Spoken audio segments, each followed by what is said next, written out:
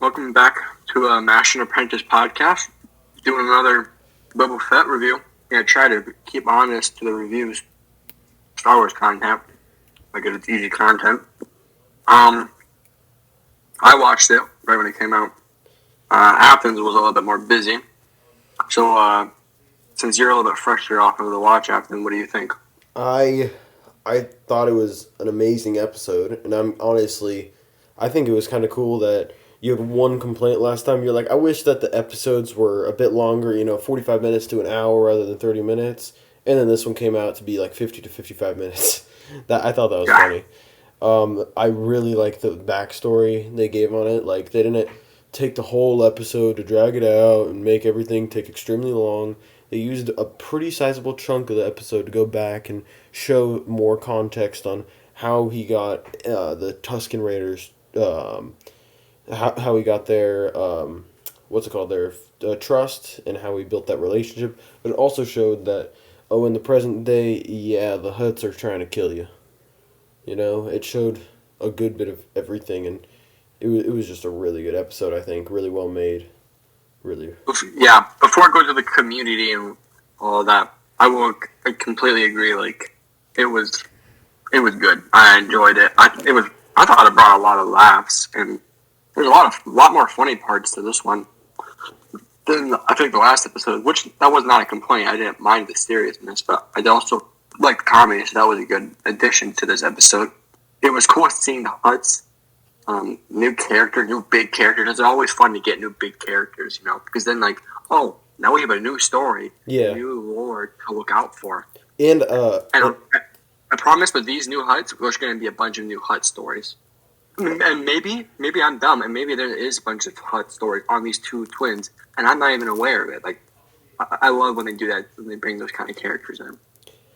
I like how they put the Pikes in there. Like, I mean, I've been looking to see those people. Oh, I saw them yeah, from the yeah, Clone yeah. Wars, and I really kind of wanted to see what they would look like live action, and it did not disappoint. They took off the mask too, and it just looked like the same. It was really cool how they implemented those things in. It made it feel like it's a movie quality TV show. You know what I mean? Yeah, yeah, it was really good. I'm a little confused how the Sand People destroyed the Pikes so Yeah, well, but that's not really too important. I mean, kind of high at the moment, the Sand People were more adrenaline, so maybe that's it, but still a great episode.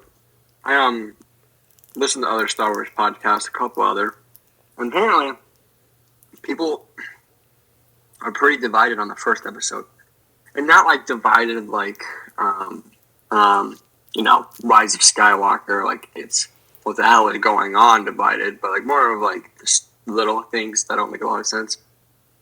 But it's a pretty big division. The fact that they think Boba Fett has like too much story, pretty much like the opposite of Rey. Like Rey is like overpowered, has no, she has no faults. She doesn't have any training, and people are pretty much talking about the opposite. Like Boba Fett's too weak. They're calling him. What are they calling him? Oh, frick. Beta. Yeah, Beta Fett. They're calling him Beta Fett. But That's he's funny. just so weak, I guess. I mean, he Which I does think is seem that still. way in the first episode, especially like him and his whatever assistant or whatever you call her. They Huh? got attacked by, what was it, four guys, and I mean, he just didn't have any It was guards on him. six.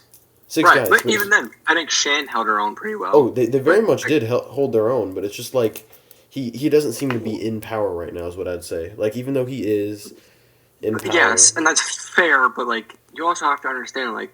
I get. I kind of get what people are like the assassins, like how the assassins are whipping him. And the reason in my mind I'm putting it is those assassins were really good. That's the only way I can see it. I mean, the Sand People would make sense though. He's very weak and tiresome. He's been in the sun, got acid all over him. He's also way younger. Like he hasn't been trained by the Sand People, right? Like Yeah. I mean, Boba Fett's always been cool, but he always hasn't always had great training. So the Sand People training, like what we see in Mandalorian, that's after the Sand People, so that's even more training. So I don't know. I think everything so far is really good. The Pikes, I agree, was awesome addition. The Huts, that's got me excited. Yeah. There's another addition. They had a little flashback to whenever he used to see his dad's ship flying away. I don't know. I really Yep, think that they yep. tied in the whole story, like every little part of it, really well. Camino. Yeah. I got one. I suppose what it was. Young Boba Fett on Camino. Yeah, yeah, yeah. Yeah. Everything. It was pretty cool. And when he got to make his forget something staff. What Oh are those yeah, staffs called? I don't remember what they're called, but I forget. I always forget. But that was cool to yeah, he see got like a that. lizard in his mouth and swallowed it or Oh, nose or my whatever. wife laughed so hard when he did. He was like, "I think I ate it." that was that was pretty funny. Yeah. Um. So yeah, that, I think that's it. You got anything else happen? No, I think it's a really well done episode, and I mean, the first episode, the only thing was disappointing was the how long it was, and they made this one much longer, and I really really liked that. And Yeah. There was nothing I like. Always, there's always gonna be the little things like, that doesn't make too much sense. Like the Pikes, like we pretty much see the Pikes hand it everyone's ass to them in like the Clone Wars, and now the Sand People are able to handle them with one extra person. that, and It doesn't make I'm kind of it doesn't make confused. a lot of sense, Yeah, but like I said, it just could be the high of the moment. It's those little details that don't always matter. It's just the bigger story that matters. exactly. Like another little detail would be, why are the Pikes using this random train to transport crap on Tatooine? Why don't they just fly it across? But probably a reason for that too. Yeah.